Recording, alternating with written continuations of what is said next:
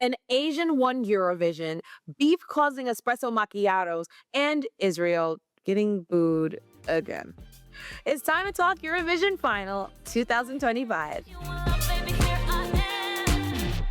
Yes, the Eurovision Grand Final was on May 17th, and we're going to discuss all of our thoughts on the performances. We did do a Eurovision 101 episode last year, and our Eurovision 2024 review was one of our best performing episodes of last year. Yes, so let's do it all again. And of course, let us know all your thoughts in the comments too. What do you agree with? What do you disagree with? Who was robbed? Let us know. Word. Yes. Oh, also, we are together. We are actually together. Yes. we haven't been together in a while. Yeah. But yeah, guys, if you're new here, Chris and I usually are separate when we film it, but we're here together now. And guess what? We have reached over 4,000 subscribers on YouTube. So thank you so much for joining the CCTV crew. And if you are on a podcast platform, make sure you give us that rating, follow, and share the episode because it helps us get into that algorithm. Yes, and special shout out to our Patreon crew members. We have Emily, George, Lily, Julianne, Jonathan, Jasmine, Janelle, Darius, Ren, Hillary, and TKO861, our newest member. Welcome. I didn't see you. Guys, welcome. And if you want to help us choose episode topics as well and just hang out with us, you can join us at patreon.com/cctvpops. Okay, so we're going to go in show order. Okay, so starting the final, we had Norway. We had Kyle Alessandro with Lighter. Yes. And this ended up 18th place. It wasn't like terrible, but I think for me, I remember listening to it and not being impressed by it because something about his voice is lacking the depth necessary like to really fill out this production. Like the production is big, it's bold, and then he has like this kind of like this thin, like he projects really well, but the resonance isn't there. Like he kind of sounds like the youngest prince of a royal family rebelling, and like I need something with a little bit more body. Like that doesn't mean he can't sing, but I do wish that his voice had that resonance and not just a projection. And then when you get on stage, it was just like, yeah, it wasn't bad, but he's just so cute in the face and singing about lighter and I'm gonna get over you, and it was lacking intensity, so that kind of took me out. The staging was really dynamic. The costume was like wow, and the medieval baggy jean thing was like cool, but I don't know if this was for me. Yes. Okay, I will say the staging, it worked. Yeah, I think it's good that he went first, actually, because there was a much more elaborate staging afterwards. But because he was first, I was like already impressed by all the screens and stuff. Right. You know, so I think that actually worked in his favor. Like the whole post-apocalyptic war situation. And then the way the fire ended up coming out was very cool. Yes. So I'll give him that. Yes. The song's fun. Yeah. Yeah, I think the most interesting part was the dance break. Yeah. Which is kind of sad to say at this point he's not it. Oh. But that's where the traditional instruments like really came to the forefront. They are present in the rest of it, but I don't know. That was just more interesting because the rest of it's just kind of like basic. And it sounds like reggaeton too. I'm not saying you can't use different cultures as your inspiration, but I think it just kind of made it feel a little like It just felt like kind of just a generic kind of reggae inspired dance pop track. But yeah, I think performance wise, look, he's not really a dancer either, but he was kind of forced to kind of do a lot of choreography, and he did what he could to kind of keep up with that. Yeah, the song's hard to sing, but a lot of vocal acrobatics, but the live vocals were definitely a little shaky. Yeah, it was fine. yes. It wasn't bad. No, but it was just kind of down the list. And then I kind of forgot about it quite quickly as well. Yeah. Yeah. Okay, so what's your final rating for this? I'm gonna give it a 7. It's not that low where I hate it, but it's not like wow, because I have other pop singers that are male that I gave higher scores. Okay, I will agree with you on the 7. All right. Up next we have Luxembourg with Laura Thorn, La Poupée Modleson. If I say it, That was good. That was beautiful. thank you guys. I got correct. Yeah, I hope it was good. So I say actually. Yeah. But please correct us if Correct we are us. wrong, because we're definitely going to get some wrong later on. Yeah, I can only read Korean and Spanish. I'm so sorry. Okay, so this one ended up at 22nd place, which isn't the best. But, you know, I actually don't mind this one. Like, the song itself, it's kind of interesting and has some electric guitars mixed with some, like, clock ticking sounds, just like other interesting sounds, the electricity that happens in the middle of it too. And it's catchy. You know, like the na-na-na hook of the chorus. It does get a little old because it's quite repetitive. Yeah. But I think as a pop song, it's not bad at all. The vocals are fine. There's some interesting harmony layers in there. Yeah. But yeah, what do you think of the song before we even get to the performance? That's the word. It was fine. You know, okay, so the title loosely translates to "The doll turns up the sound," and the lyrics depict the girl not wanting to be controlled by her lover and not wanting to conform to what she wants. And I commend the singer for the lyrics and the interpretation of it. But like the song sounds generic. It's a little too by the numbers for me. Like there was nothing about it that made me go, wow, for longer than maybe like a second. It was always like flash in the pan moments as opposed to like a consistent like progression of like dynamics. I think the song almost ran the risk of being super basic until the bridge. Her voice was like in this deeper part during the section and it sounded so good, which makes me think if she would have sang the song lower, it would have been so much more interesting. Because a lot of vocalists, pop vocalists, go for that high soprano sound instead of like really, really just working on that alto and making it sound rounded and full. Because by the time she belts at the end, it would have been a surprise. It would have been more dynamic. It would have been like, look, she can hit these notes. Because then it boosts the end of the song. But by that time, it's like, that's the only part that gave me life. Had she been singing in that lower part of her register the whole time, and then kind of went up a little bit, kind of went, just stop trying to be like, I'm this bright pop singer and really own that deeper part of her voice. I probably would have been like, oh yeah, my score would have been different too. I feel like. Got it. Well, yeah, I agree with you. The ad libs are great Yeah. at the end, and the performance bumped this up for me because I thought the performance was great. That whole dollhouse situation, the visuals were so cool. The way she started on the floor with all the things going on around her, she was interacting with it, and I think the way they did the male dancers, kind of as a contrast to her, was very effective.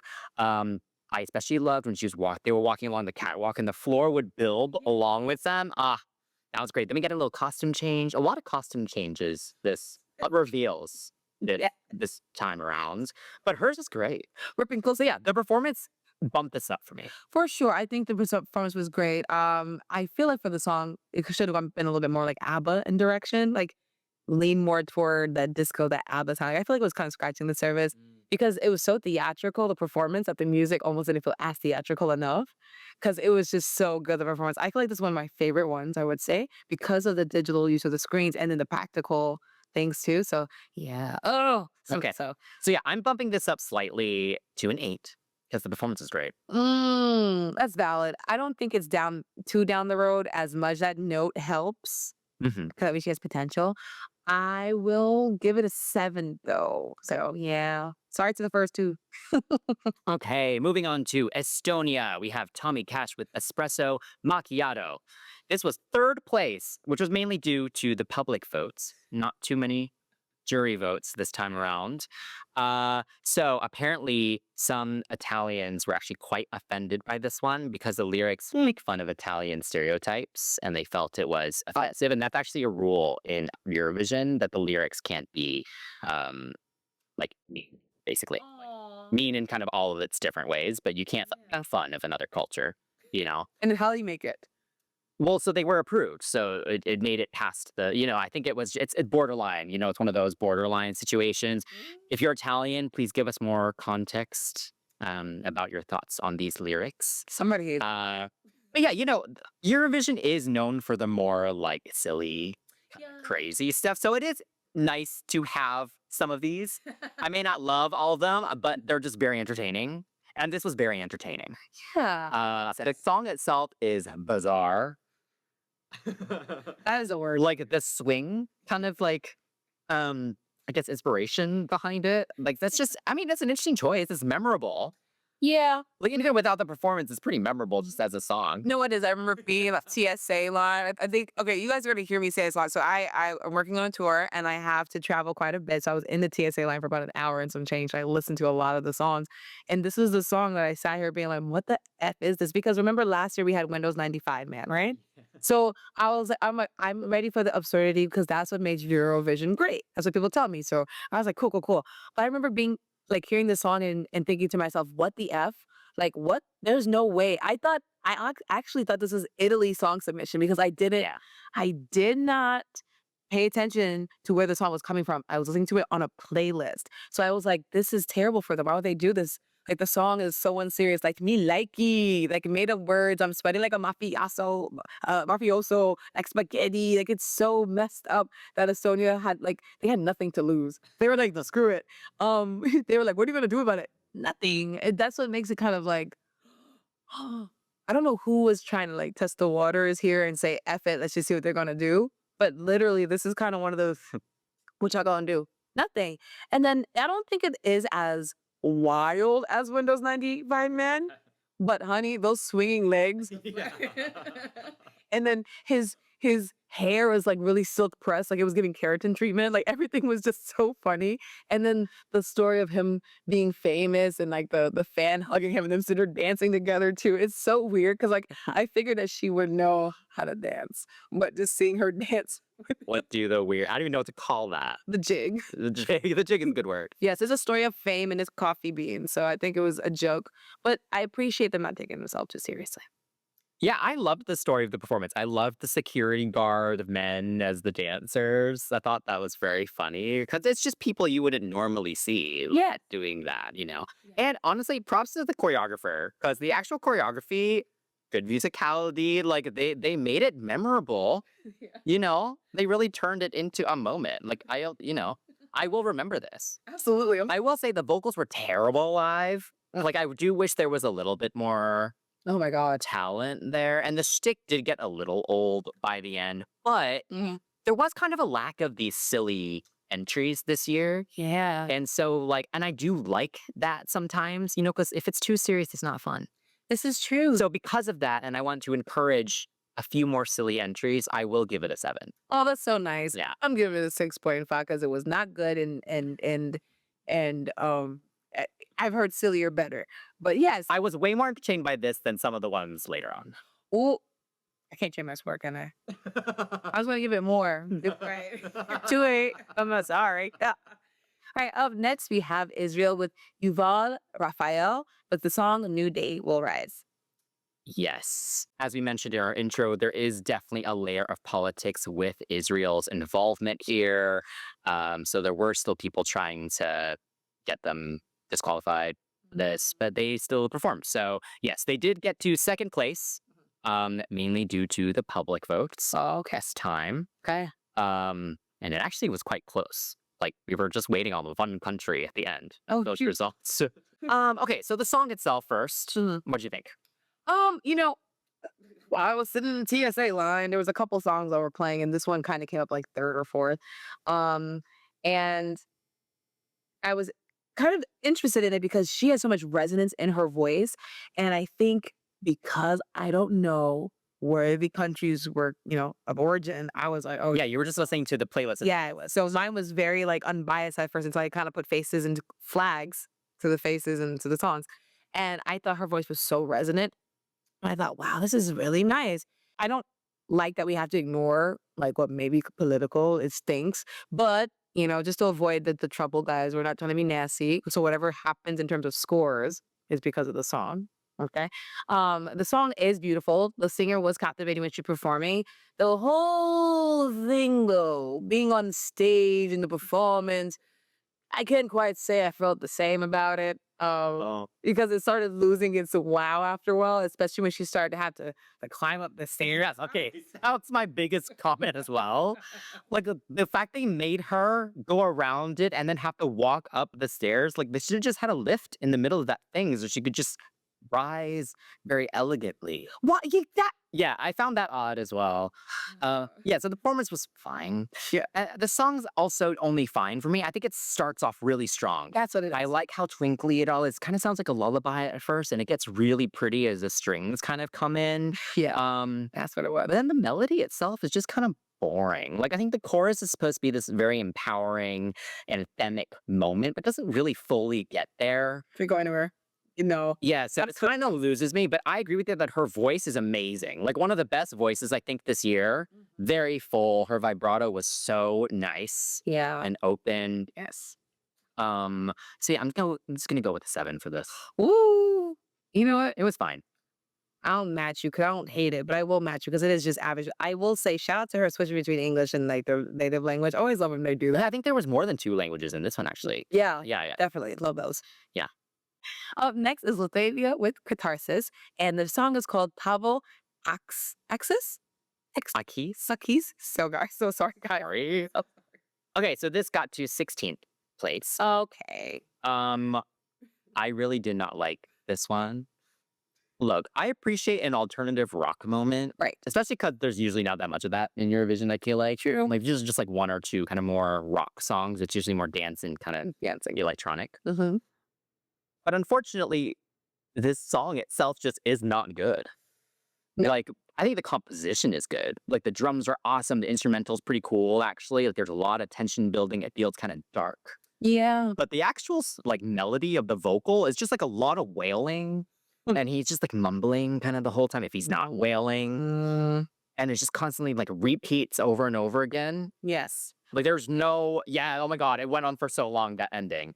This is great. Yeah, like, I was just like, I'm not feeling this at all. Like, where's the melody? Yeah. You know what stinks? I think a part of this music is difficult to listen to and critique sometimes, because if we don't fully understand the language, maybe we don't like connect as much. And I thought that was the issue. I was like, maybe it's because we don't understand the language of the Lithuanian people. Maybe that's the reason.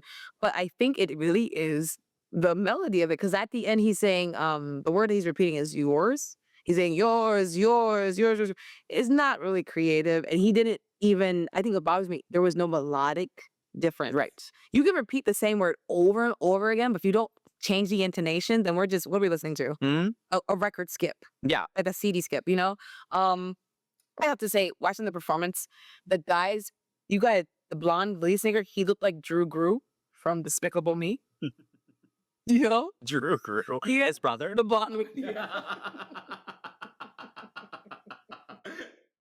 It's so funny because I mentioned Gru later on in my notes for another song.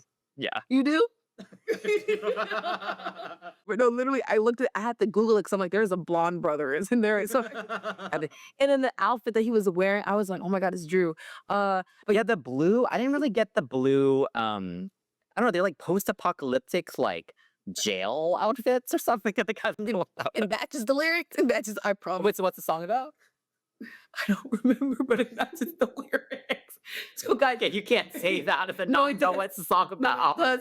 It's about like youth, if I'm not mistaken, or something. Like it is like that one of those like not post-apocalyptic things, but it does match. It does make sense. Okay. It does make sense. Okay, watch someone. It doesn't. But I looked it up, and I remember last night being like, "Oh, that's what the song's about." Okay. But yeah, I feel like last year's representative for Lithuania gave me something so much more strong and so much more bold. I think I like the band more in terms of the instrumentation more than the vocalist choices of melody. So for me, what's next? Like, Yeah. The staging, like the wind machines and like the flying rocks on the screen and stuff, I mean, they matched how intense it all was. I was like, okay, that's interesting. But I was been watching the rocks flying around more than I was watching that, you know? So anyway, unfortunately, this was one of my least favorite ones of the night. I will give it a 5.5. oh, I gave it a 5. Okay. Oh, hang on. I'm curious to know what his lowest score is. I'm curious. Oh, by the way, I looked at the lyrics. It is like empty words. What are you saying? Empty words only fuel the fire. The houses are burning. They start to collapse. Okay. From her eyes, the greatest downpour. So there was definitely potential for it if we understood it to like, yeah, maybe that was the flying rocks and the outfits. Sorry. Yeah. Okay. Moving on to our first diva of the night. We have Spain, Melody with Esa Diva. Yes. Okay, so unfortunately, this only got to 24th place. I was kind of a little bit irritated because when I saw what the score was, I was like, y'all joking? This woman, this song was a little basic in terms of instrumentation and production, like in terms of like EDM, but then you have these Spanish, like actual cultural flares, like the castanets, the guitarra, and like, of course, her voice. Her voice alone was the flair. She said, "Esa diva." This one was attacking her notes, and it was very consistent. Like her vocals, oh my gosh, goals, absolutely. Like I think the dance bridge part with the diva, I was like, okay, that's a little dry. But then there was a large build moment. She kills it live. Like for me, it is so difficult to sing half of one of my songs live because it is very belty. This girl, she said no problem. No problem. No problem. The song has elements I think make it exciting and big.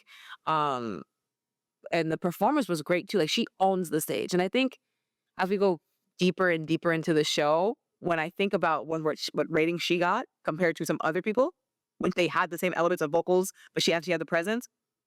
What's going on? Spaniards, what'd you do? What did y'all do? Yeah. I need to know because something's Maybe not there's something political going on you don't know about. you know? And the ending movement. Oh, that flip. Hang on, wait. Catch you, Chris. Catch you. Yo, shout out to that dancer that had to be in charge of executing that. Can you imagine the pressure? There's like billions of people watching you. It's the most watched, one of the most watched events ever, like in the world. And it came after a dance break. He's already got the lactic acid building. Okay, flipper. Yeah. Shout out to you.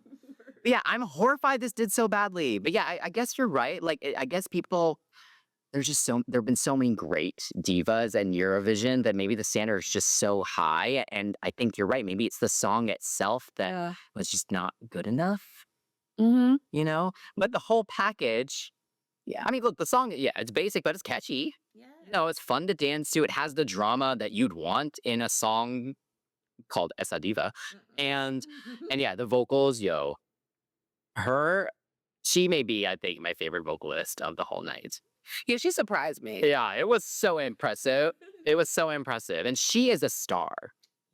Great presence. And the performance is pretty simple because she doesn't need to do the most, you know? You know what? You're so right. Like, she kept my attention just pointing and, like, You're just so standing there.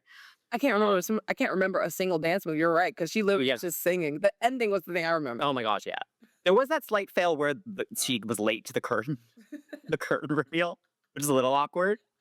It's really awkward. But you know what? She killed it. And this deserves so much more, which is why I'm giving it a 9. Oh, I give it an 8.5 because it does have, that basic thing I was talking about. I'm fine with that. The performance was so good. Go off, girl. Yeah. Up next is Ukraine with Ziferblat singing Bird of Prey. I want to say Birds of Prey so badly. Yeah, I think it's singular. Bird, yes. So this got 9th place. Not bad. Mainly due to the public votes, actually.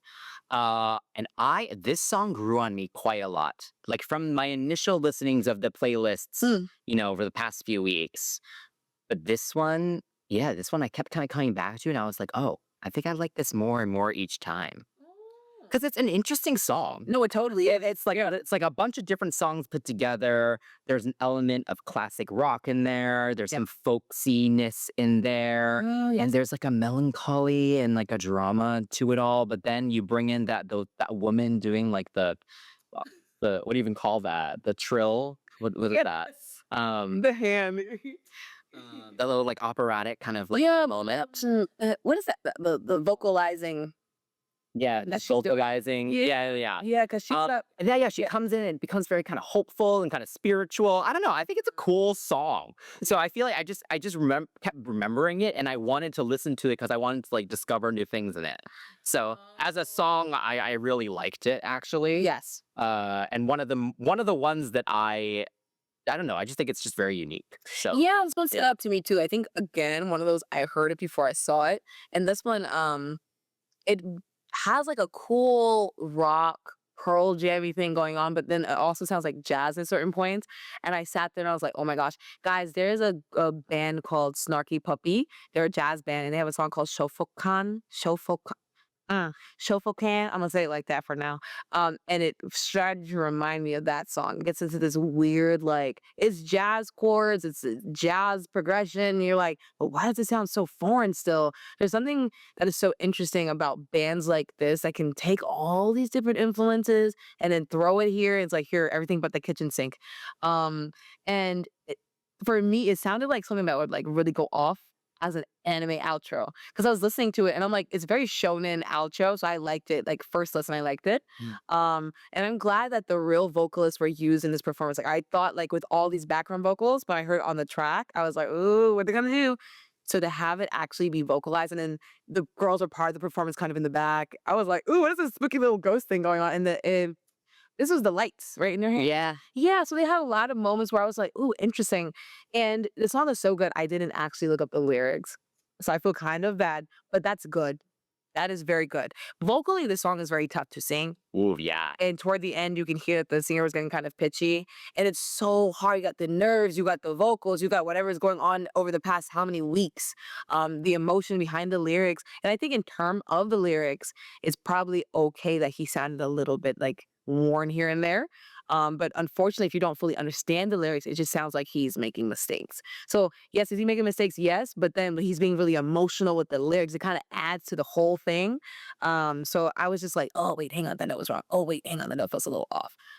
Yeah, you could feel the passion in it. So I think it's fine. But that's what saves it. Yeah. Yeah. The fuzzy video filter definitely threw me off at first, though. Yeah. And it was kind of distracting, but I guess it was supposed to kind of feel like a 70s. Like disorienting. Yeah, because they were in like the bell bottoms and like it's kind of like the 70s. Dude, but it was they were really blurry. Like someone put their finger on my glasses. No, yeah, exactly. So I kind of get it, but I didn't love that effect. But yeah, like I said, this was one of the ones that as a song I kept turning back to. So I will give it a 9. Ooh. I think because it is based on the performances, like if it was sitting there as the jury, I would have to give it an 8.5. Okay, moving on to the United Kingdom. And we have Remember Monday with What the Hell Just Happened. And this got to 19th place. And this was from all jury votes because they got 0 public votes. Ooh, girl, what's going on? What y'all doing? Y'all got Nando's. What's going on? That should be enough. That should be enough to win. Okay, so they had a girl group this time, which is fun. You love a girl group. Okay. The song is fun. It's definitely all over the place.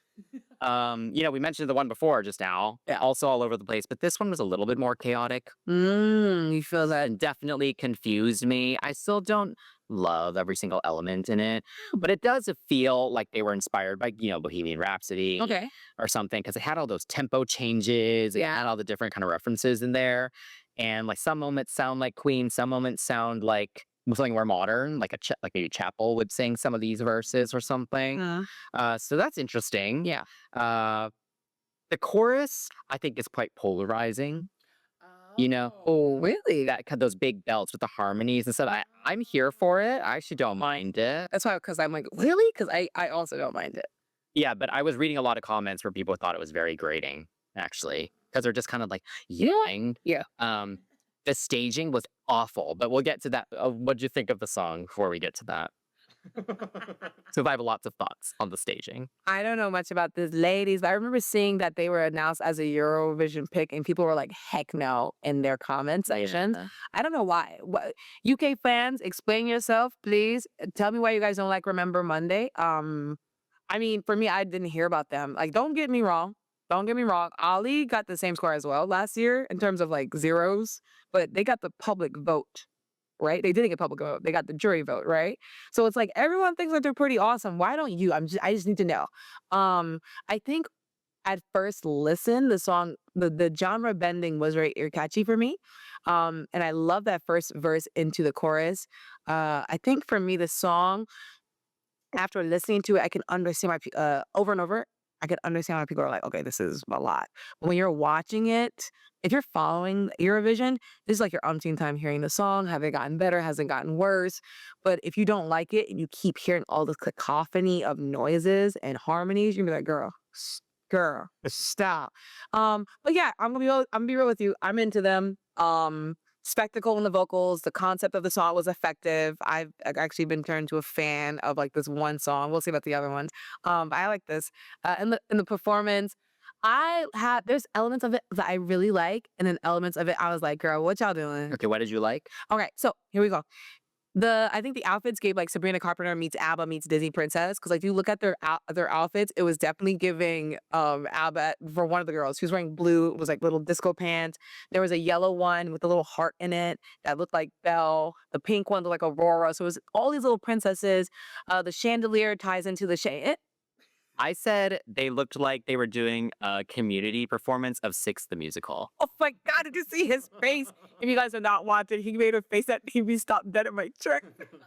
But yeah, if you think about it, the lyrics of this is almost like a princess that kind of falls in love. And I think that's kind of what helped me understand what was happening. Because I was like, why is there a chandelier there? Yeah. But it's like, what the hell happened? They said something about falling from the chandelier. So it's like they are princess because they mentioned losing the shoe like Cinderella, among other princessy things like clutching the pearls and things like that.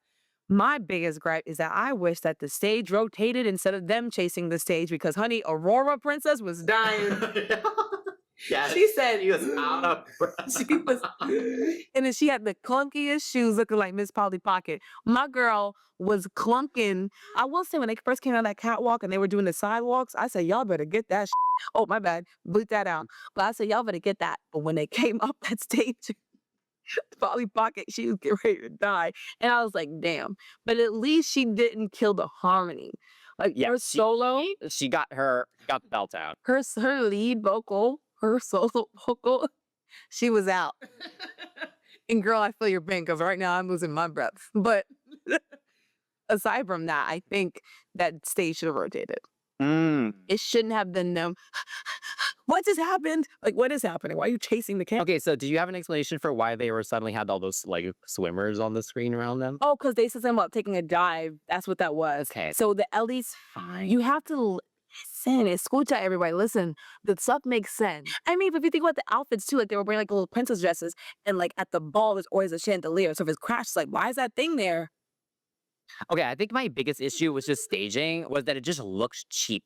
Oh. Like I feel like I get the whole princess concept, but like Yes. it just like the costume, it all felt like they were given a very small budget. That tiny little thing with the hole at the end that they like peek through. Like it just looked so small and sad.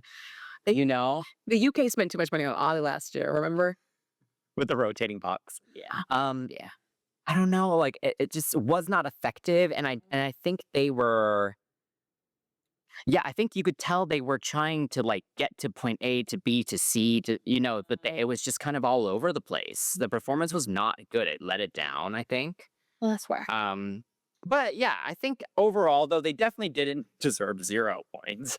Like they were better than some of the other acts. But yeah, I'll still give it an 8.5. This one actually is my 9. So you switched. Okay. Okay.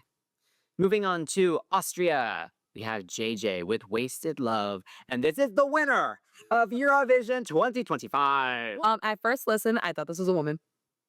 Yep, I thought this was a woman. This is not me misgendering anyone. It's just I listened to this at the TSA line and I thought, wow, girl, who hurt you? Me too. I feel you. That's impressive. Like, dude can hit notes. It's kind of crazy. It is absolutely obscene.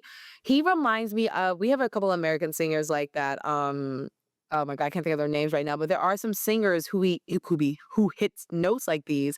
And I'm always like, how in the world are you hitting this falsetto like this? How are you hitting this whistle note or whatever? I remember, Kurt from Glee, because he has a high voice as well. I think he said when he was going through puberty and his voice was changing, he just kept like forced his voice to like stay high. Yeah. Okay, that makes sense. That makes sense. When I don't know what the vocal range is. I don't want to say it's like a contralto because that's probably not accurate, but his voice is so good. I think for this song, the genre bending is really good. You have like this operatic rave thing going on. The building of the song follows the progression of the story and it feels like the tension is building really well. This is the resonant singing that I was talking about. So you have someone with a high voice, much like the first performer, but there's resonance here. So the voice sounds so full. Like no offense to the Matchbox Kid, but like there was something. To be fair though, this one was a lot of head voice and like opera versus like a chest belt. This is true, but like even like the texture of the chest belt wasn't giving like, oh, it was, huh. Yeah. So sorry, so no offense, kid. I'm just, I think the Fifth Element Blue Alien vocal top is like peak crying in the club. Peak crying in the club. And I think for me, the staging for this was interesting because Laureen was the only person I knew from Eurovision at the time. And she's someone who would sing very resonantly and she'll move around a lot, but it makes sense, right? When she was singing Euphoria, the wind was blowing, it was giving something. Cool. This man on the stage with the boat and the elbow dancing. Yeah. Whoever choreographed this stopped. Don't ever do that again. I did not like that because it made his vocals sound shaky. Yes. And it pissed me off because he was so stable. Mhm. But you don't want to sit there and be pitchy at the finals. No. Yeah. The camera could have moved. Yeah, I agree with you. I agree with you. Yeah. So mad. Yeah, well, okay. So the song itself, I agree with you. First, yeah, the vocals, yeah, can't say like less about it. Like it's so impressive. Like Yeah. it's insane. Yeah. Like Disgusting. I mean, yeah, like with the chorus, the first time the chorus comes around, it's like, what? And then it just like keeps growing. It's not crazy. Yeah, the song itself is cool. Like I like all the strings, like the bassy synths. It has an interesting melody in it. Mhm. Yeah, the staging for me, oof. First off, the flashing was, they needed a warning. He needed a warning. And yeah, I agree with you in that the screens and stuff showing the storm was enough. Like his like trying to pretend to survive on this boat Survive on the boat. while doing this crazy opera. Survive on the boat is great. Because it's silly. It's like, Chris, start talking. I'm shaking his chair. Do anything right now. It's not doing But yeah, the crazy EDM outro was also very unexpected the first time I heard the song. It's very awesome, and the energy is just so intense. So yeah, it's definitely a worthy winner. Yeah. I would say that the score, is this the perfect song? Is this the perfect performance? Perfect performance? No. Perfect staging? No. So I'm going to give it a 9.5. Yeah, I'll go a 9. Yeah. Yeah. Okay, moving on to Iceland, we have Vibe with Roa. And this was 25th place with 0 jury votes So yeah, 25th place. out of 26. Oh, wait. This one sucked. Oh, This was my least favorite performance of the entire night, and least favorite song as well. This song does feel a bit like what someone who has never watched Eurovision but had been told about it maybe would imagine Yeah. a Eurovision song would be like. Yeah, like Will Ferrell's movie. Okay, to be fair, he actually did his research on Malian. He said. But yeah, it's just like first off, the song itself, it's just so stereotypical Euro dance, like faceless pop. Oh, yes. Like there's rapping in it. The singing is like barely even singing. They're just kind of yelling over it all. The violins coming in was at least like something interesting.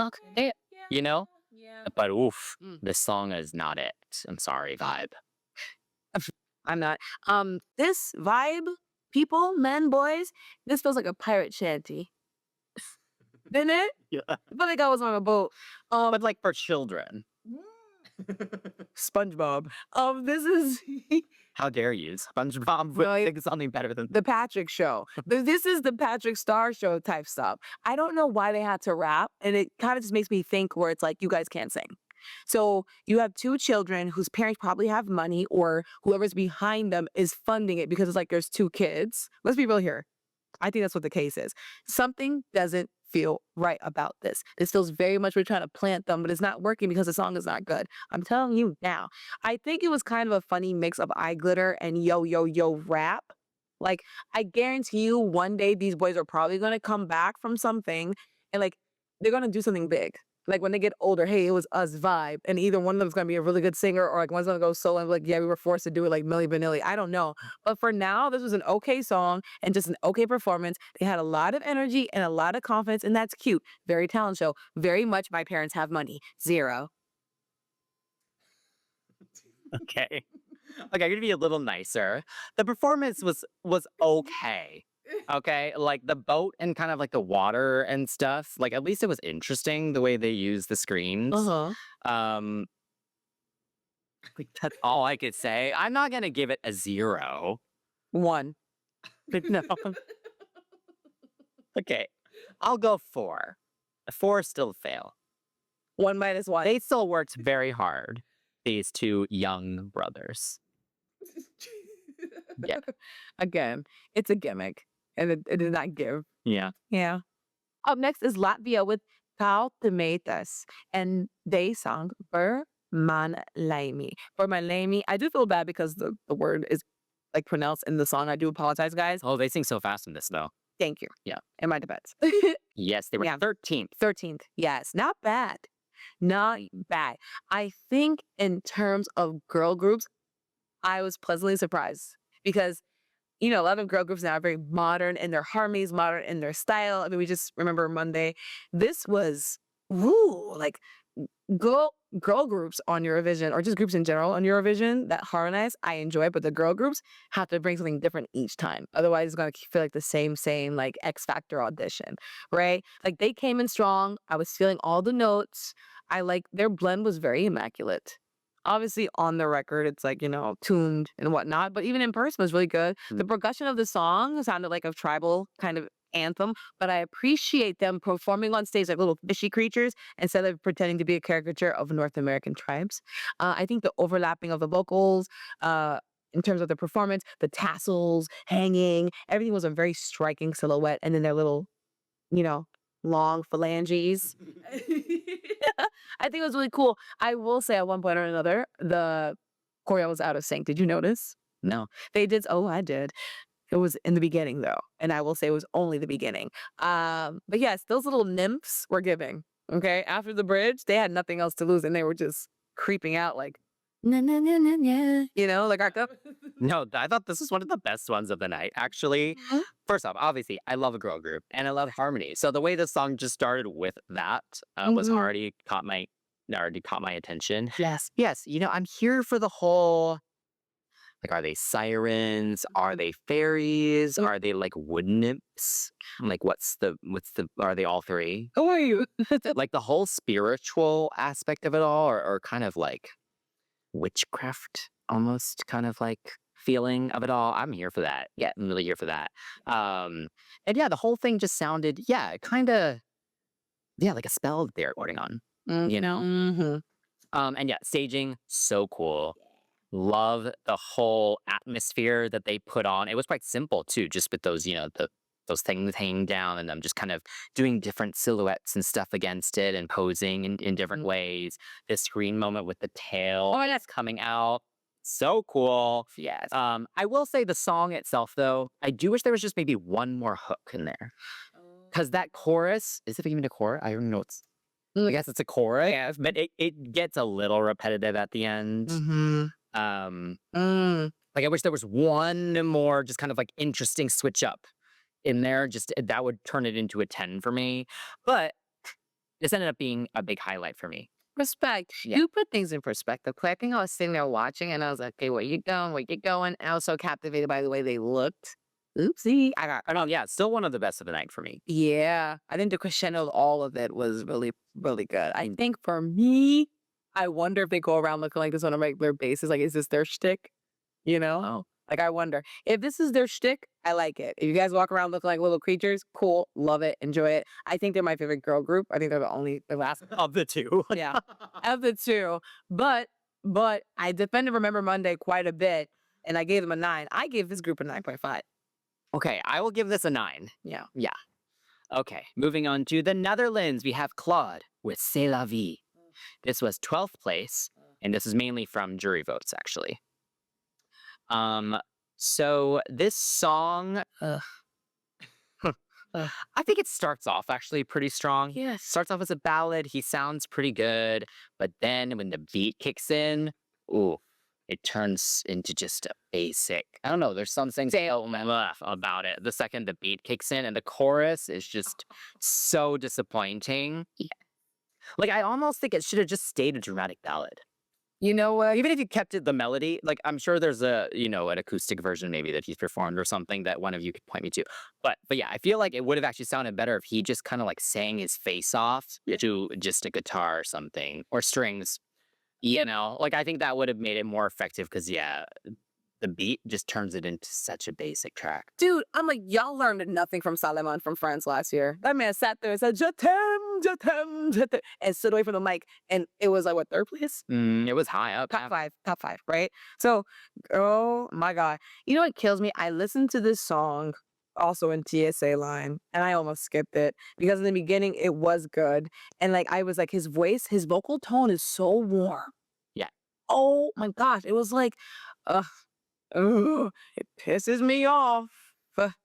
because I thought I was going to do something and it did nothing. Again, how are these songs beat? You say, but we watched the whole competition. We know how it works now. We've had our Eurovision talk with our friends, and we know how it all works. Every country has their own battle, and they pick their country song. How did this song make it? Okay, no tea, no shade. It was just very anticlimactic for me, and I'm very annoyed about it. Oh my God, in his live performance, Oh yeah, that performance was not good. it was painful. It was not good. He lost all his mystique as soon as he started moving his body. Yeah, I don't know why they thought he should dance. I guess because it's an upbeat song, but he should not dance. No. Like those moments felt so awkward, like him doing his like body roll thing, and then in the mirror at the end, he was like doing like it wasn't voguing, but like it was just like all these like angled arm movements. That was not it.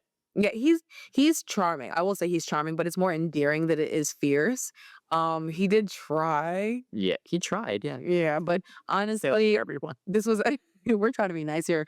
But yeah, I don't know. And then he started crying a little bit at the end, like Oh yeah, he just like at the end of the parade. Yeah, like before he even finishes the last line, or right at the end of it. yeah, I legit have that in my notes. Was he fighting a lump the whole time? And He might have been because the vocals were kind of shaky on the night. he was just so excited. Like, yeah, I don't know. Congratulations, Claude. You do deserve a better song, though. You are such a talented young person. But should at the ending cry. 6. I'll agree with you on a 6. Yes. 6. Okay. Okay. Up next is Finland with Erika Vikman singing Ichkom. Yes. This hit 11th place. Yes.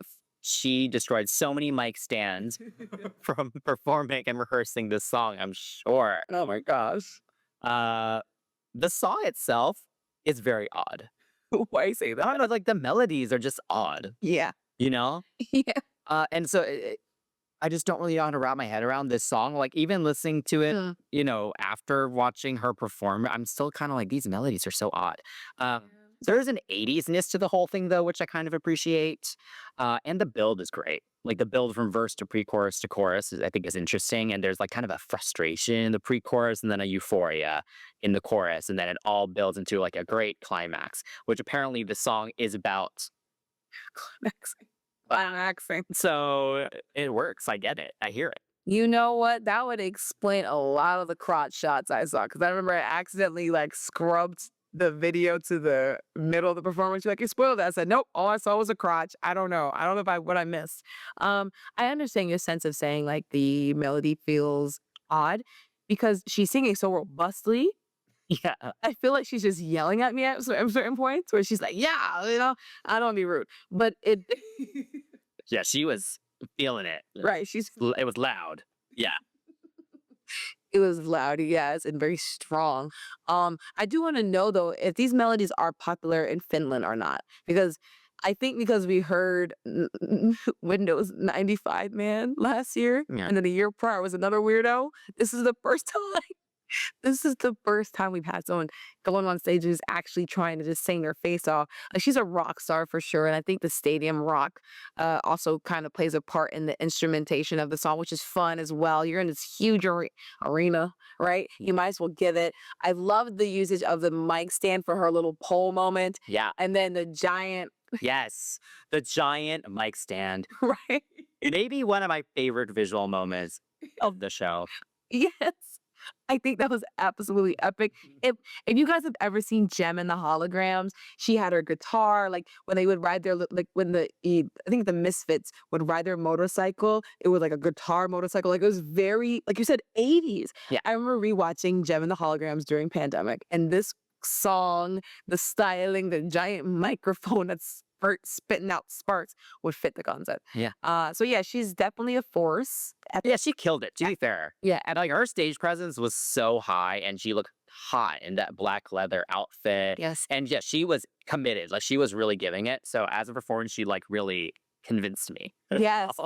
Barbarella with the crotch and the Fleming microphone. I gave her a 0.5 for the crotch. Okay. So I'll give her 7.5. 7.5. Yeah, I'll match you with the 7.5 because yeah, the song I still don't get it. Yeah. Yeah. Okay. Okay, now here we are at number 14. Italy with Lucio Corsi singing Volevo essere un duro. That sounded good to me. I was saying it like Let us know if that was correct. Yes, yeah. So this got 5th place. So did very well, mainly due to jury votes in terms of proportion. And I really liked this one, actually. This one as a song also stood out to me. I think because it is one of the quieter ones, but I liked the kind of old school rock thing. And as a voice, like his vocal was just very endearing to me. Like it's very kind of soft, and you can tell he's really telling a story. Even though I don't know what he's saying, Right. which he was the only one who got subtitles the night of the performance, which was very interesting. And that was very helpful because the lyrics are beautiful in this. Like all the metaphors and stuff that he uses. But yeah, even without me understanding what he was saying, though, I could feel it. And so it really caught my attention every time the song came around. And the melody is really beautiful. And the string arrangement is really beautiful. So yeah, I think as a song, this one actually was a highlight for me. Yeah, this song was about being an underdog and he wants to be someone special, but he isn't. This song definitely has like a throwback old school rock vibe, like a la Beatles kind of for me. I mean, I don't know the Beatles like that, so I knew they say the Beatles. You listen to them a little bit more, I think, recently. But something about it just sounded like one of those like Billy Joel. Well, as the song kept progressing, and I was like, okay, I'm hearing something else. It wasn't Billy Joel. I mean, it wasn't Beatles. It was maybe Billy Joel or maybe Bob Dylan with the harmonica. You know what I'm saying?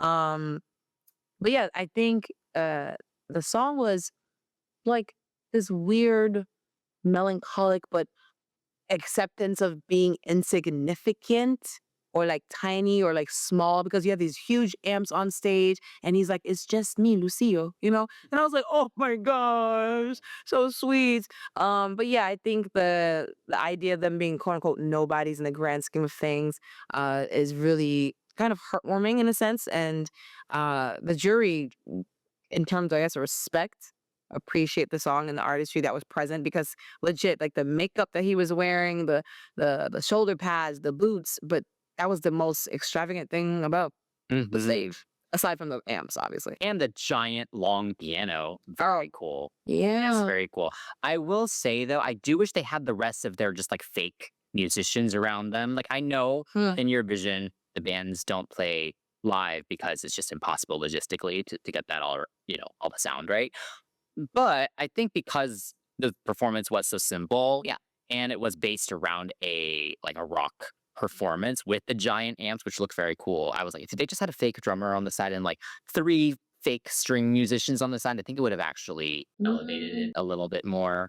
But can't complain. I think he's very talented. The main guy was very, very talented. Loved the harmonica moment. Yeah. So yeah, I'll give this an 8.5. I'll give it an 8. Okay. Just an 8. Okay. Moving on to Poland with Justyna Steckowska with Gaha. Gaha or Gaja? What do you think? Gaha. Yeah, one of those. And this one hit 14th place. Yes, so I believe she has entered before. Oh? So she is a Eurovision legend.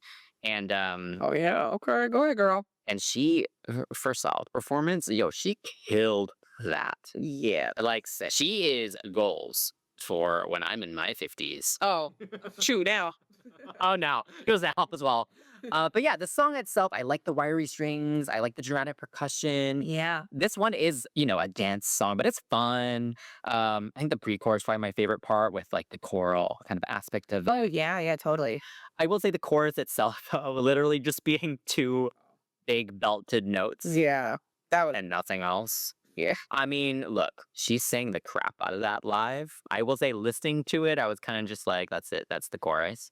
But live, seeing her still doing some of those dance moves while just belting that huge ass note is very impressive. He's giving SNL where it's like a great singer, but she's just doing all the strange moves. And yeah, visually, I'm here for the Game of Thrones Khaleesi thing. Yeah, it works. The dancers killed it. I think some of the choreography was a little basic, but it works. There's energy to it. Right. Her randomly whipping out the violin as well in between the belts. Yes. Also, she had to sprint after she did the whole hanging thing. Yeah. She had to sprint from the main stage to the B stage, belt again, and then they did all that floor choreo, and then she belted again. Epic. She killed that. Like, as a performance, yo, that was amazing. So unfair me to get up. Her voice is so the resonance. This is the resonance thing I'm talking about. They don't usually get like effects like reverb on their vocals, right? No, I don't think they're allowed to. Yeah. Right. And that's the point, folks. She sounded like she had something around her mouth like this. But yeah, it's interesting because I was like, wow, it's very haunting. And then she oozes sensuality. Like you look at her, you're like, she's smiling. She's giving you something. She's luring you in so that she can she could yell and breathe her flames on you. This song reminds me of something that Lindsay Sterling meets the Mummy meets Lord the Mummy. Yeah, because it was like Lord. It hit like some, Phrygian Scalish kind of like, the Lord of the Rings, but then actually it was Game of Thrones. Lord of the Rings works too. This is true. Yes, this is true. Or The Hobbit. Let's say The Hobbit. It was giving Which is Lord of the Rings. I know, but Smaug was kind of the focus. Lord of the Rings was more about like, a Sauron and her, this is Smaug on fire, on death. So this was giving Smaug. The shriek that she screams, she's on the thing. The lyrics are talking about her saying, I'm Gaia, I am God, the power, my mother is love. Like she's like, I am woman, hear me roar. So this song is very much mystical, very much like,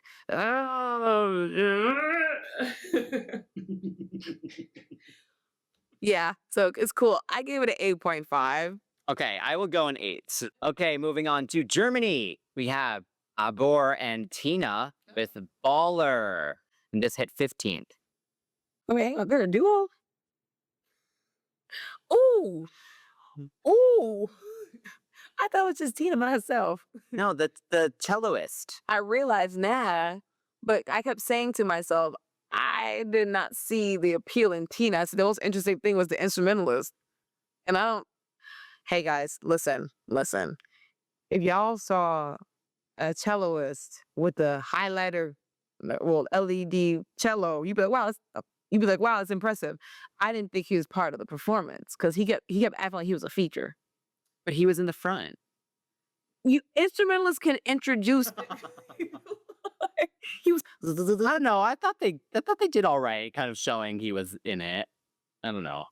No, because I thought it was just her. Okay, well, all my critique is toward this young lady. That's fine. Oh no. All right. So this song is like a fun, like little party moment. And I was going to say rave, but it's like it's just a little house party. But I don't think there's anything else that made it special. Like the illuminated cello. I didn't even finish my notes. It says the illuminated, the cello. Like she's pretty and she does sound decent, but there was no wow about her. And it looks like she's still trying to figure out what her visual artistic like identity is because she was wearing all black. The 2016 like flannel wrapped around the waist. The whole like underground party scene where she looks like she's only 16. It was very weird. I thought this was supposed to be like German brat. Yeah. Okay. Yeah. Just like kind of like basic party track. Yeah. Just kind of like, I don't know. And do drugs too. I don't know. Oh, maybe. Do you guys like the song? Like, seriously. I actually didn't think the song was that bad. Like, it's catchy. It does get kind of old after a while if that hook is a little repetitive and it just kind of stays the same energy the whole time, which is the critique I often give Charlie XCX in this whole rap era. Like, it just kind of, it's the vibe or whatever. You don't like the bratwurst? The bratwurst? I normally love bratwurst.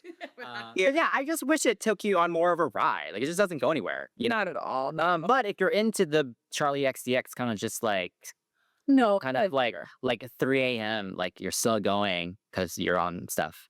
Like this comes on and you're like feeling it. I don't know. This is not giving bratwurst. I mean, it's not giving. It's maybe bratwurst. And it's okay. I don't get Charlie. If I get what you're saying, but no, not like in terms of like she would sing the song, but I mean in terms of like the idea, the energy. Okay. Sorry about that. Maybe. Yeah. I mean, it seems like speaking of people just dancing mindlessly to this, that's exactly what the dancers were doing. Because when I tell you. Oh my God, I didn't realize what was happening, but it just looked unrehearsed. It's like they spent the past few months still looking like they were filming for a TikTok. But I think they were supposed to like not actually be that good. Because again, it was like it's the 3 a.m. You're still in the club, and everyone's kind of like on stuff, and they're just like doing whatever. with the music turned off. Even when the music ended, they kept going, It was terrible. but they don't even notice. That was The song is off. So I feel like that was the whole vibe of it. honestly the best thing about the song was the ba-la-la-la-la-la-la-la-la. Ba-la-la-la-la-la. I didn't know she was saying Balway. I didn't know she was saying. It's like the whole hook.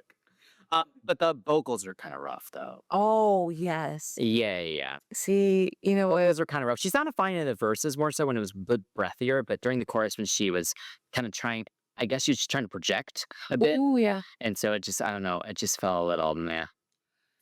Well, yeah, and these people don't have it easy at all. Like all the teasing I'm doing, yeah, but like they don't have it easy at all. So Yeah. oof, So what do you rate it? 6.5 no. She could. Okay, I'll match you with the 6.5. Oh, Okay. plot twist. Up next is Greece with Claudia singing Astromata. Ooh, and this hits 6th place. This song is really pretty. You can really hear the emotion in her voice. She sounds great. Like she has a beautiful tone. Like I kind of want to listen to other stuff that she sings because it's just that beautiful. And it was just as beautiful live. Oh. Like wow. Yeah. Those vocals live, it sounded like a studio recording. Like it was that good. Like she sounded so good. And the way the song build is really nice. Like the big belts kind of come a little bit more into it. There's just a lot of tension building all throughout it. So yeah, this one caught my attention. I'm here for it. Her glasses caught my attention. Oh, Yeah. very distinctive look. Yes. It's very rare you see a cute little pop star with their glasses on their face. She sounds really good. And it's interesting to have someone that looks like, quote unquote, looks like you singing. I know it sounds really weird, but we're talking about the whole performance of Eurovision, what catches our eye, what makes us interested. Looking at her and all that black, her hair is slicked back, the glasses, you don't know what she's going to do. So when she opens her mouth, the acapella from the beginning literally had me, like the melisma in her voice, it all gave me chills. And this kind of singing from foreign artists always makes me feel like it encourages me to listen to them, like you said, but also try to listen to more of singers from their country because I'm like, is this what you guys do specifically? Like Southeast Asian singers with the Phrygian scales and their melisma. I'm like, how in the world do you hit some of these notes? It makes you want to listen and study. So she's very inspiring in terms of like vocal technique and vocal tone. And the song itself is very like triumphant. I didn't even look up the lyrics, y'all. I feel a little bad about that. I wish I had, but I didn't. But because it was that good. And it's always the goal to not have people worry about what you're saying, but how you're saying it and how you're performing it. The floor, the sky full of flames, the woman dancing on stage. And did you understand the story that was being told? No, but I will say I really didn't like that tiny rock that she was standing on. Like it's like you get that like kind of it looks like a pier almost, like Oh, a yeah. bridge that she's on, and then you have this like baby rock like by itself at the end of it, and it just looks very sad by itself. And I feel like it could have just been like a circular platform with lights on it, like it did. Like why was it a rock? It might have to do with the lyrics that we didn't read. Which is possible, but like then I wish there were other rocks. Like along the pier or like on the stage. The rock. The rock was very distracting because it was the only one and it was so small. It was. I mean, she did come to the rock at the end. She stood on the rock. Yes, and her Fine. in her white revealed dress at the very white end, Yeah. which I think is kind of interesting because everyone does it at the bridge. She was like, "I'm done, new clothes," like. So I liked it. I liked it, but you're right. The rock was a little just like kind of booger on a Q-tip kind of situation, like, yeah. Like, that was a weird analogy. Point. It's like, do you use Q-tips in your nose? That's a little odd. Like that rock. Yes, it's weird. Okay, I will give it an 8. 8.5 for me. The glasses sent me. Okay. More than the glasses, though. Up next is Armenio with Parg singing Survivor, and this got 20th place. That's outplaying my man. He... He's a unit. Yes. Okay. Okay, so the song itself is giving kind of Imagine Dragons, Okay. Yes. which I'm actually not mad at.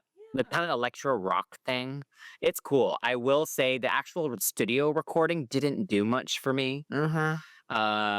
I don't know. It's fine. I think the chorus is fine. I'm a survivor. I'm a liver or whatever. I'm not gonna Like I appreciate the chanting of it. And, like it feels empowering. You know, I'm kind of here for it. But the vocals, I don't know. They just weren't really giving anything for me, like in the studio.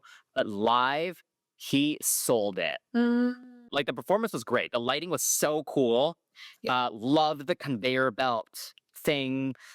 Even the video effects with it kind of looking kind of woozy, like with him, like multiple versions of him kind of everywhere, and all kind of being delayed and stuff.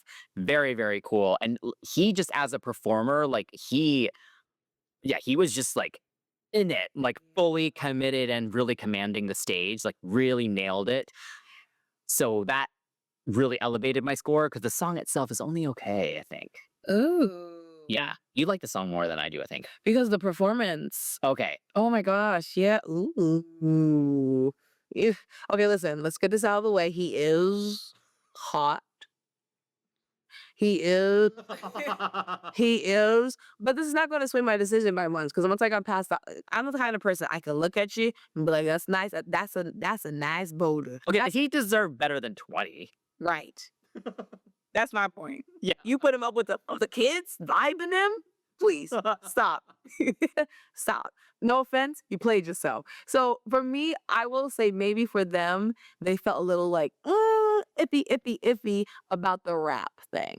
I'm not gonna lie. When the rap came in, I said, oh, sir, what you doing? Yeah. So maybe that's what kind of, not saying you can't rap, but I think something about it just felt very like cheese to me when he was rapping for a second. I think coming into it kind of helps you understand when he comes back with it in the second verse. So it just ties it all together really nice. So you have the rap, a little bit of trap kind of drums in that second verse, the stadium rock of it all. It felt very like, stomp clap ish. So I appreciate that. The bridge sent me, there has not been a pop star in the West that looks like that, unless it was a Latin artist like Maluma or something, or like J Balvin. We don't have like who do we have? Benson Boone and his bath lips. But the point is, this gentleman here, Prague, Perg, okay. Oh my God. Pragmatic. He did what he had to do. He's a true star, pop star. And this is something I would add to a playlist for a gym workout. Oh, yes. This would be a great gym workout. Yeah. That last note was fire. So kudos to him. Oh, yeah. You know? We can talk about that. That belt held that. Yeah. Yo, that performance is amazing. Right. Which is why my score is kind of high. Not because if I was going to give him a score, I ought to give him what he looked like, a 10. But for now, I'm going to give him a 9. He gets a 9. Okay. I'll go 8.5. Yeah. Moving on to Switzerland, we have Zoë Më with Voyage. And they got 10th place. And this was all from jury votes because they got 0 public votes. Which is kind of surprising. Right. Yeah. I'm kind of surprised at you guys. What is that? Yeah. I'm not mad at this one. I'm here for the singer-songwriter thing. Mm-hmm. She has a really nice kind of breathy raspiness in her voice, and it all sounds very sweet and kind of innocent. Mm-hmm. The strings are really nice. The melody's pretty. I like the way the chorus is written, like kind of like the long runs. Yeah. Then you get the kind of dark twist in that bridge as well. Yeah. We were watching this together, and she was very surprised I was. when that came in. I will say, I think she was let down by the staging.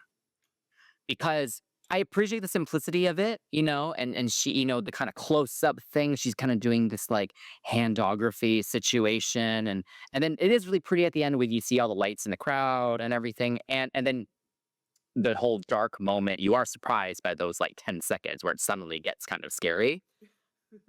But yeah, this song could have had some beautiful contemporary dancing in it. Like you could have really set a scene with just how beautiful the music is. So I feel like there was a missed opportunity to do something more visual with it. I agree. This is not the VMAs. Y'all can't do these close-up shots. Because even when I watched it, I said, did she phone this in? Yeah. Yeah. It's not any shade toward her, but there is a certain grandiose vibe when you think of Eurovision. The stage is too big for you guys to be sitting there playing it to the camera. It's too big. no one was, not no one, but there's a lot of performers on the stage that weren't just thinking of performing to the camera. And I think that was my issue. Because the shot of her with the lights in front of her was gorgeous. But again, you're playing it small at this point. If you did it for like the regionals, you know what I'm saying? Yeah. You know, the nationals, whatever you want to call them, cute, very cute. But this is not the time to be cute. But that aside, I think that Zoe does have a good voice. It's airy, but there's some huskiness to it. It was really hypnotizing. The song has a bit of whimsy that I enjoyed too. Do you feel like it was kind of like, Yeah, it was dreamy. yeah, totally. And I think the bridge threw me off. I was like, what the heck? But it makes sense when you talk about the naivete of being a young woman. And that's what the lyrics were about. And then the bridge comes and you talk about the darkness and like some of the things that you can kind of run into as a young person. I would say her presence kind of surprised me too. I wasn't expecting her to be so captivating. Yeah. So again, even though they kind of played it small, it wasn't like she's a bad performer. No. No, I think it's just tough because you want to stand out in this competition and just didn't really do that. that. Exactly. But look, she still got 10th place, so Not bad. the jury was here for it. Yeah. So I'll give it an 8. I gave it a 9. I think those camera shakes. The bridge. Y'all can ride a bridge out there in Europe. Go off. Y'all can ride a mean bridge. Up next is Malta with Miriana Conte singing Serving. Yes, this hit 17th place. And we'd like to note this song had a different title before. Really? It was Kant, Oh. which means singing, I believe, or to sing. Oh, okay. Wow, that sounds. But they felt because she was serving Kant, and they felt that maybe wasn't appropriate. So now she's just serving. Honestly, it feels like a drag queen song. Yes. Where it's just kind of like a basic bop, but it's made for performance. Yeah. That's what this sounds like. And the production sounds kind of cheap and tinny. That. Like I could see a drag queen that could dance their ass off, perform the crap out of this song. Yes. Do the dips. The me for serving dip. You know what I'm saying? Oh my goodness. Yeah. Honestly, when I heard this, I actually heard it on the MP3 first, and I thought, oh, I wonder if this person just didn't make it past the regionals. No, they made it. No offense. I dig her voice, but the song is so basic. Like the message is sweet. Like, oh my God, you're serving. Like, be confident. Oh my gosh, yay. But like, come on. It's not well written. It's okay. It's okay. And the verses are cool. Like you're serving looks, serving body, serving face, everything's serving except the song. The song is not serving. I didn't like it. The staging was fun though. Fabulous and grand. And at the end, the bouncing on the red ball was great. And the diva not down. Love it. I thought the performance was actually kind of messy. Oh, it was. Wait, you're right. What was it? Yeah. Like, I don't think it was serving what they wanted it to serve. I don't know. Like it was giving messy club though, like messy boots. yeah, but to me, serving Kant is like, Yeah. I want something impressive. Like I want you to make me gasp for, Gag me. make me snap my fingers. Right, the little clap, right? Yeah. Yeah, you're right. Which this didn't really do. Uh. Yeah, I don't know. It was campy, but I don't know. Maybe it was her. Sorry. Ooh. Like I don't know. Like maybe I feel she was having fun with it, but I maybe just needed someone just a bit. I needed a drag queen. Oh. So I think that's what it was. I think that's all it is. Like I needed someone just really over the top. Yeah. You know? Yeah, maybe. I think she needs more time. She needs more time as an artist, and I think the choreography wasn't there. Like there was no dip there. Someone didn't, Yeah, and the vocals were fine. Yeah. Yeah. Ooh, we gonna just keep going. Diva is But what do you rate it? Diva is down. I'm gonna give it a 7. I'll go with a 7 as well. It's just kind of there. Yeah. Okay, scroll. Moving on to Portugal, we have Napa with Deslocado, and this got 21st. That's Locado. Hmm. Yes, this is the one with the guys who look like they work as baristas on the side, right? I remember because I was trying to figure out what y'all rewatch the video. You tell me you don't think these guys work at a cafe. The lead singer owns the cafe but works there when his employees can't come in. The pianist, he's the one who's like doing the books for sure. You know? So yeah, I feel like this group itself is interesting.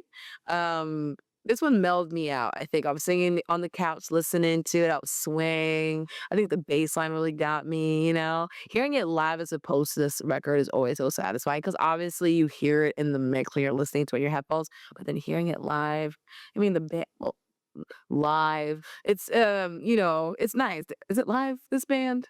Because like you said, logistically, it's kind of hard to have all these back lines switched out and stuff. But yes, to hear it live is quite nice. Those melodies feel like memories and sunny afternoons turning into cool summer nights, you know?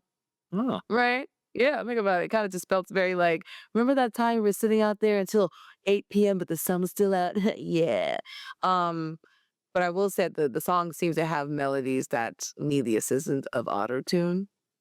Because when he sings it live, Yeah. the owner of the cafe stop is just not. Those vocals are rough. Yeah, he sounds so much better on the record, I will say. The song itself has actually grown on me quite a lot. Because, yeah, the kind of soft indie rock thing is nice. Like, the instrumentation and arrangement throughout, it feels sentimental, like you said. And yeah, you can kind of feel that throughout. So it's just like kind of like an easy listening kind of situation. But yeah, for me, it did not land live. This performance just did not do anything for me. You know, we were saying, like, you want production in Eurovision. Even if you're a band, like, you can still give me something. Like, even the screens or, like, nothing interesting was really happening on the screens either. Oh, yeah. Yeah. They had, like, a random kind of formation where the three of them kind of come together and then walk out. But that was, like, literally all that happened. And yeah, with the live vocals being kind of pitchy as well, well then, what else is there? Ooh. Then, but then the actual song is actually quite nice. Yeah. So yeah, I guess that because of that juxtaposition, my score is kind of more again in the middle. So I'll go 7.5. Oh, that's so valid. I gave it an 8. You know, the coffee shop didn't do too bad. Yeah. Okay. Next, we have Denmark's Cecil performing Hallucination. Hallucination. Yeah. It only got to 23rd, unfortunately. Okay. Okay. Here's the thing, right? You close your eyes, the song's giving. Yeah. You watch, the song's giving, but she's not. Okay, do the song itself first. What do you think? Okay. Pulsing, you know, synths, vocal effects. Like, where was this going to go? Everywhere, honey. Yes. Diva, vocals. What an ideal EDM vocal. Like, I will say the song isn't anything groundbreaking, but it is fun and it is good enough for a repeat and a genuine add to a playlist. Yes. Right? Yes. Also, our PA, George, loved this one as well. He also felt that she has a really powerful voice. That song is a total bop. And he just loves a great, dramatic, fun Eurodance song. And he did tell us that a lot of people actually didn't think she would make it to the final because Denmark hasn't made it in the last few years. So even though she didn't place too high, the fact they got into the final is awesome. So that's good. Yes. I liked this song a lot, actually. Yeah, it's not like amazing. But out of all of these, one of the higher playlist contenders, yes. It has some interesting fuzzy synths in it, and there's like interesting percussion in it too. And yeah, the hello, that's fun, you know? And yeah, her voice. Yeah. So stable. Oh my God, I'm jealous. So yes, like her performance, the actual performance itself wasn't the best in terms of the staging and stuff, but the live vocal was amazing. But the styling. Oh my God. Sorry. Elizabeth, I don't normally comment on this because I know nothing about fashion. As you see, I'm just wearing a black t-shirt and I have like 10 of these in my closet. Like, I don't really wear anything interesting. But it just wasn't very flattering to her. And it's not like she was dancing. So there was no reason for her to be in like this like tight thing. Like put her in a gown. Like put her in like a big thing. I don't know. Like it just, she could have just been like, I don't know. It just didn't work. I felt the same thing though. Like, Yeah. oh my God, the lighting effects and the camera effects were too much for me in the beginning. Like, but I get it. It's like the hallucination concept, so it has that distortion. I thought the lighting was actually okay in the beginning. I feel like once you zoom out, that's when I was like, Maybe that's what I noticed too. I was like, girl, what's going on? It wasn't her fault. I do hate that the bodysuit. Like, I hate the bodysuit that she was wearing. It was giving Abba Beyonce. because like the collar and the sleeves were giving ABBA, but then the bodysuit's crotch was giving Beyonce. And I was like, she could have, like you said, she could have had a pantsuit, like a gown that like blew in the wind. Like you saw when she was kind of singing and it crescendo and all of the curtains kind of, that could have been her outfit. Why is everything around her blowing? And why is she not blowing? She's literally blowing. When you say someone can blow, stop. When you say someone can blow in singing, that means they can sing really well. Yeah. So I feel like while she's blowing, it's great. I am so sorry. No, Sal, no disrespect. But while she's singing and giving her like just wind coming out of her lungs as the wind is flying from the air, her dress should have been winding too. Yeah. Also, she had a reveal in the beginning that was the most disappointing reveal ever. You know. That was like you said, it was the most disappointing reveal ever. The sleeves coming off ever so slowly, her switching hands with the microphone, the other sleeve coming off. It was bad. That was the worst costume change of the year. Literally. I think she needed some aerialists, actually. Oh. Because, with all the curtains and stuff, I was like, give me a light. It's people flying up. Like, I don't know. It just, like, needed something else. Yeah, it sucks. I really think she was let down by the performance. And I guess people just don't tend to support Denmark. They never make it to the final either. But, but look, you deserve better than 23rd. For sure. Yes. All the jokes aside. Yeah. All the jokes aside, definitely. And again, vocally, some of the strongest of the night, for sure. Heck yeah. Yeah. I'll give it an 8. I'll give it... Here's why it's hard, guys. I know Eurovision because of Loreen. Loreen sang and belted her face off, but you know what she did? She moved around, even with tattoo. She was on the ground. She was fighting the screen. You don't have to do much to be belting. And her eyes connect. Okay, Miss Ma'am's eye was not connecting to this song. So I'm an 8 sitting on a 7.5 for this. So it depends on the day. I hate the bodysuit. Hey, you're gonna have to give me one to display. I know. Okay, guys, listen. I'm gonna give it I'll give it an 8. She deserves it. But God, pick a better outfit, y'all. Stop playing people. Okay, moving on to Sweden, we have Kaj with Bara Bara Bastu. Oh, yes. And this hit 4th. Did very, very well. What did you think of this song about the Swedish love for saunas? So weird. But this is the good weird that we were talking about, though, right? Yeah. So this is, I love the beat for this one. It's so bassy and quirky, and I like that combo. And the accordion is the star. Look, if you guys have ever watched Bobby Flay, the accordion is the star of your dish. And this is literally the star of it. This is literally the star of the dish. I enjoyed it. I think it was really cute. I feel like all 3 of these men could sing, which was really nice. Yeah. And I feel kind of bad for not realizing that Swedish pop songs don't have to be in English. Sorry, Loreen, Max Martin. It's just, I think it is rare. To be fair, Sweden normally puts in a pop song, so I think this was different for them to do this. Yeah. Yeah. So again, I do apologize. An English pop song. Yes. Thank you. I do apologize for like not being like, oh God, I don't understand Swedish. I don't care. The harmonies were tight and the song feels empowering and silly all at the same time. You know? Yeah, and I think the chorus is just fun. Yeah.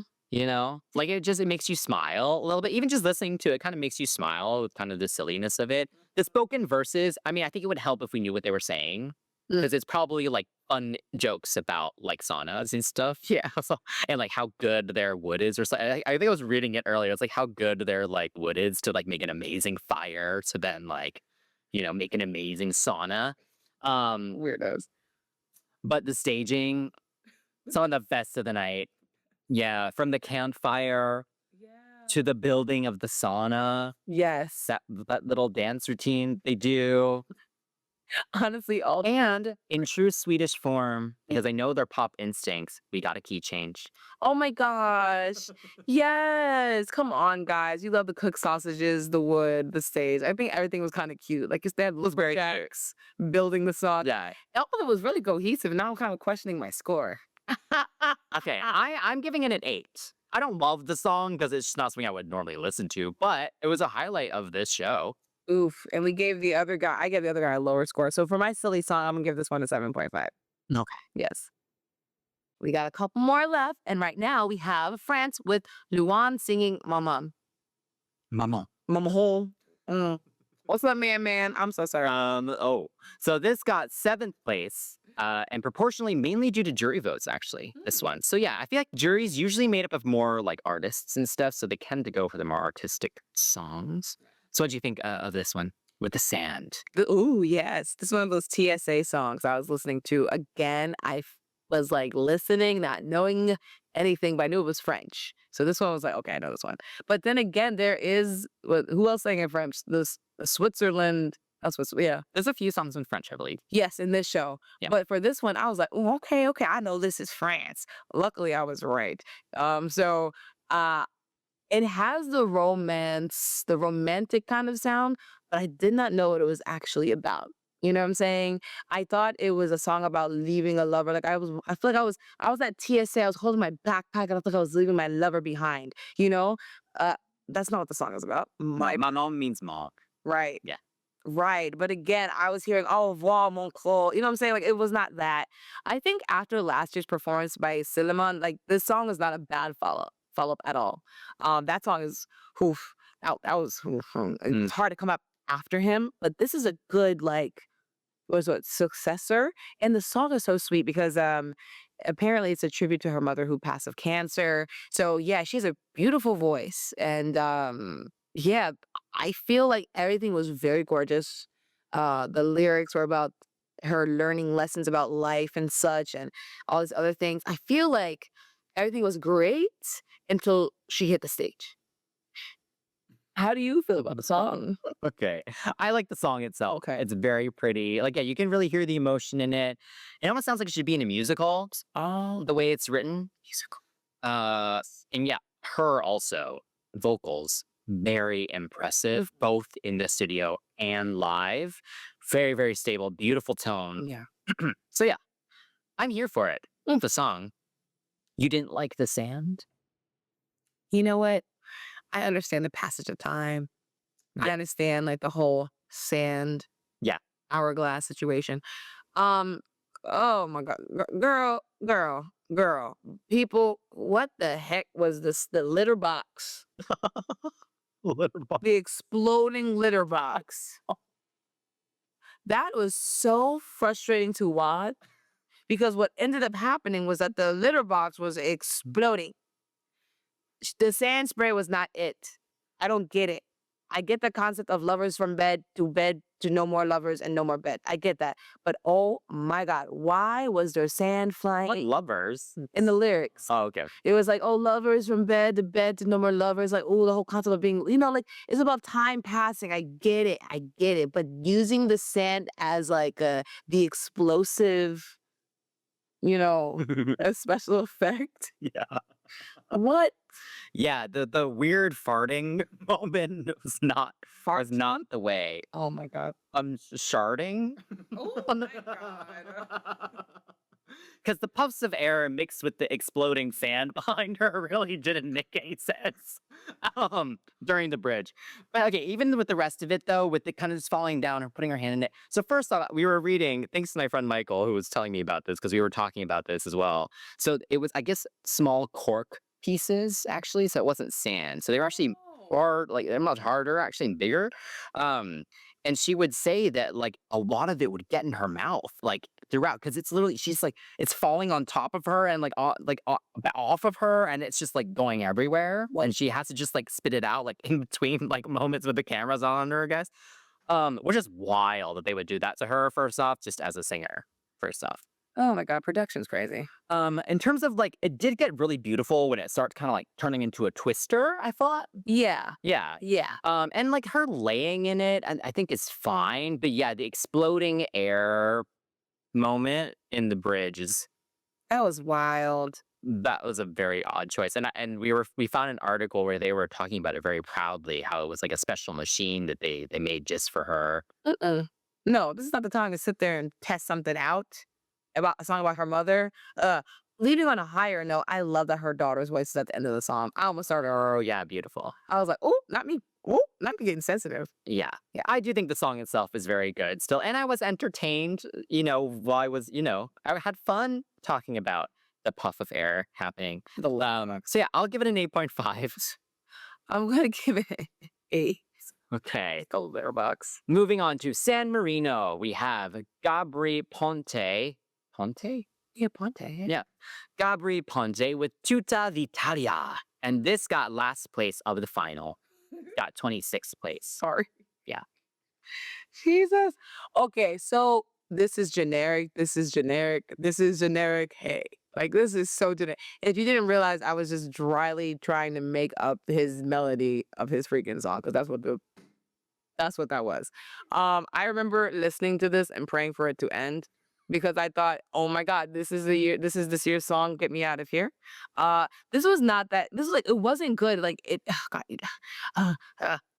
yeah, I feel like they could have had a vocalist, you know, like the but these guys were singing all in unison. There was no one going "Tutta yeah,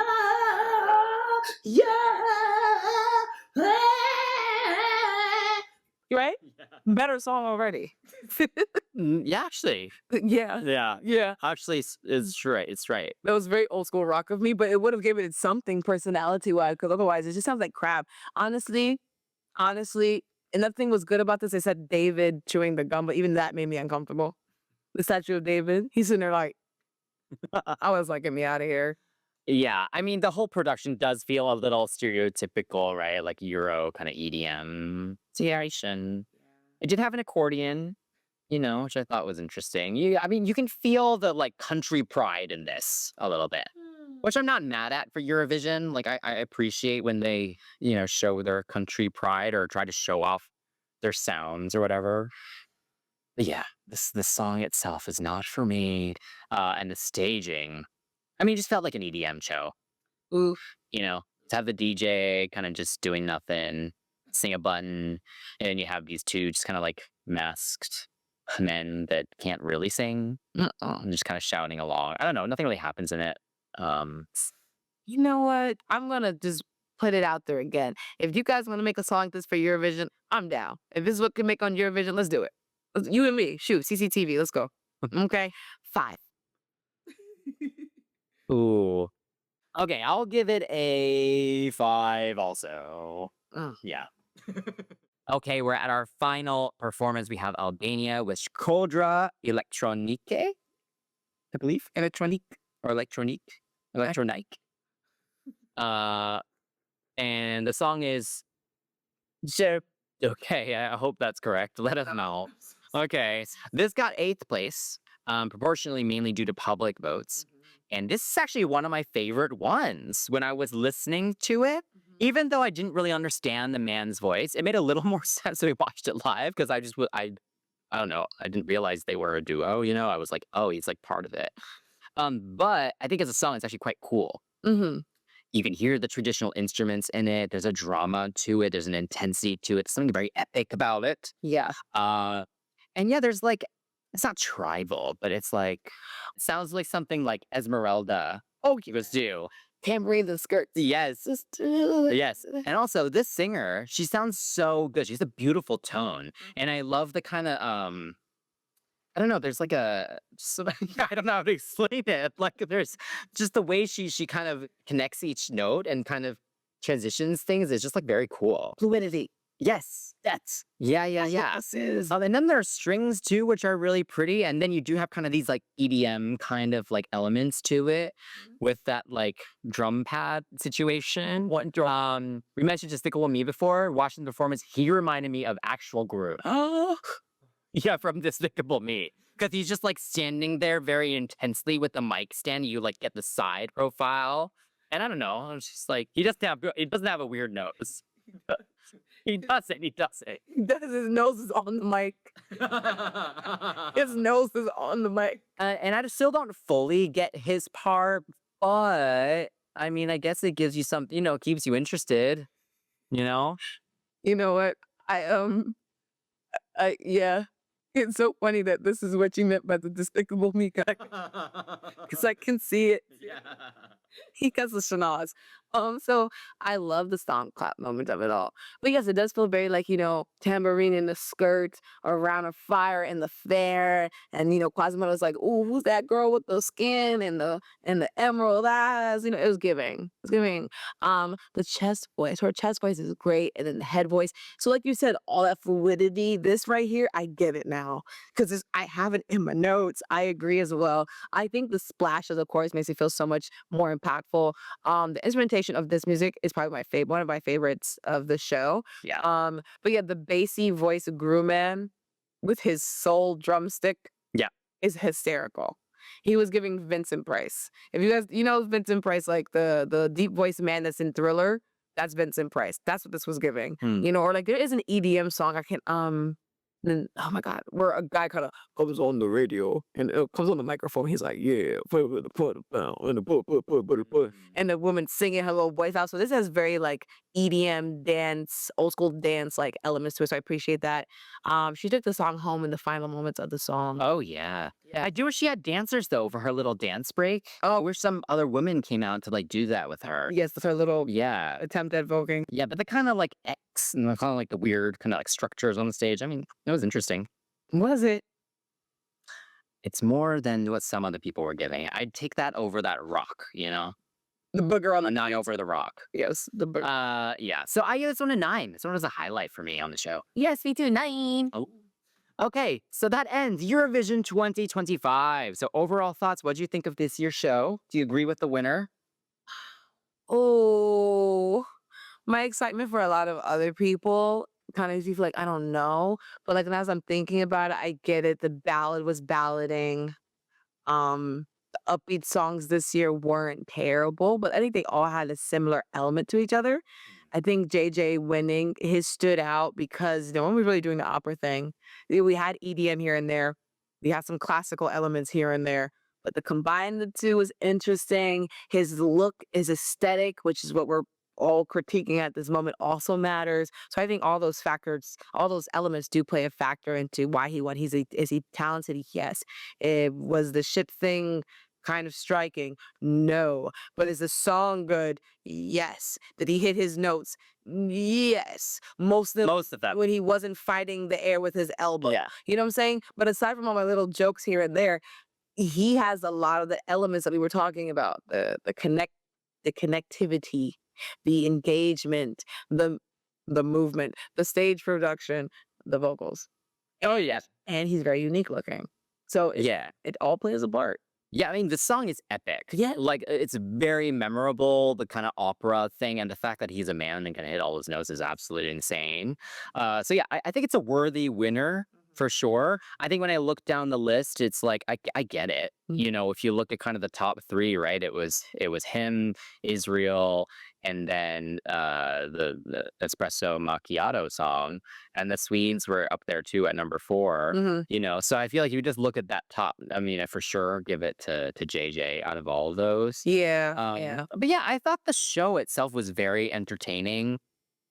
I think most of the performances were really fun and entertaining, but the songs themselves were only okay overall. Like, I don't think I'm gonna save any of these. I'm gonna be honest. Hallucination was maybe the closest, but even then, I have there are better songs in that genre. Yeah. So yeah, I would say, I think, like I said, the most interesting one sonically to me was Ukraine. So I will give that one a shout out, and I wouldn't mind listening to that every once in a while. Yeah. And Latvia, the wood nymphs, the sirens, Yeah. they deserved at least top 10.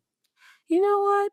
I agree with that. And I also agree with your sentiment in terms of like, it doesn't mean people are not talented, but last year was just something different. Like we had Bambi Thug last year from Ireland. There was this other, oh my God, there's another, no, European band, but there's another band whose name we could not pronounce, but it was a woman and a guy, and their whole dynamic was like this old epic rock opera situation. They were really good. I can't remember their names, but I feel like this year, and even last year's winner was someone of the LGBTQ community. So, and the song was like really good too. Oh, that song was great. You know what I'm saying? But the competition was really fierce last year. So many different things. With this year, I feel like a lot of the songs were a lot more similar. Like in terms of this is a quiet moment, I'm going to belt my face off, and or it was like this is a beat, this is a beat, I'm gonna belt my face off. I'm just trying to figure out where the specialness came, and I think it just came with moments like the last performance with her red outfit and just the deep voice. Man, you needed to have something very special. Like Windows 95 man last year was weird as heck. Yeah, you've mentioned him quite a lot. You missed him this year. Yeah. But you guys have my point though, right? That's how dynamic it is. I can't say I'll remember every single person in this list this year. Yeah, You know? yeah. And that's the thing. Talented, absolutely. I definitely need to take lessons from a lot of these people because they can sing their faces off. But also, what made them special? I don't know. Mm, Because everyone's talented here, else they wouldn't have gotten it. Well, not everyone. Those little kids need to go back to the drawing board and tell their mommy to get them lessons. But everyone else, great job.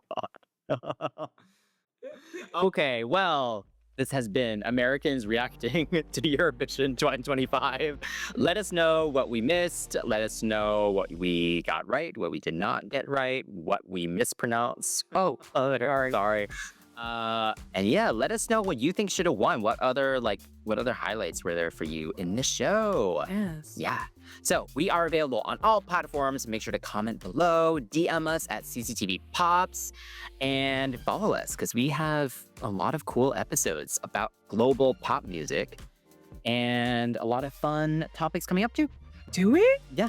So until next time, that's Chantel. That's Chris. And we're signing off from CCTV, the nonstop pop show. You wanna